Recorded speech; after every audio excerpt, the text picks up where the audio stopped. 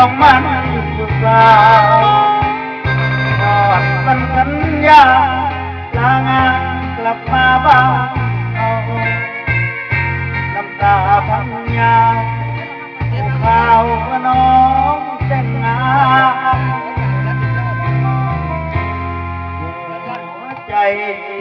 สถานให้มาก็ทันใจเจ้าสัญญาเอาจุดตอนน้องเข้าภาคไว้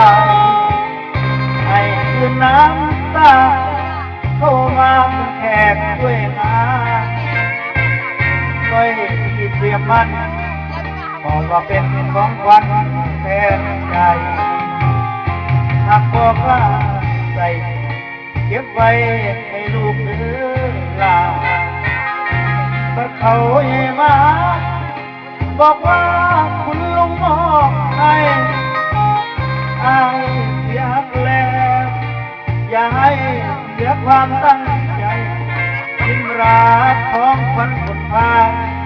ก่อนลาใจไปชั่วชีวิตต่อยทองเส้นนี้จะเป็นของน้องเป็นของขวัญเชียงอานแล้วอายที่มีกลับเต้นใบกลับไปสู้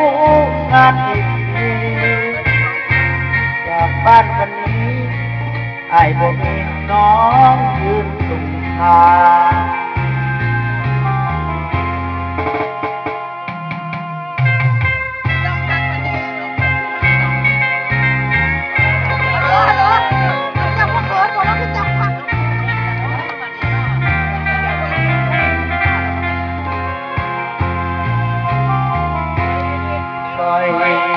ทอง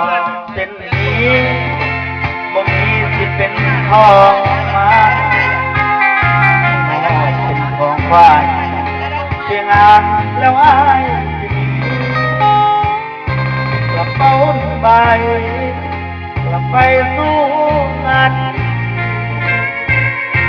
จากบ้านวันนี้อายบ่มีน้องยืนตรงทาง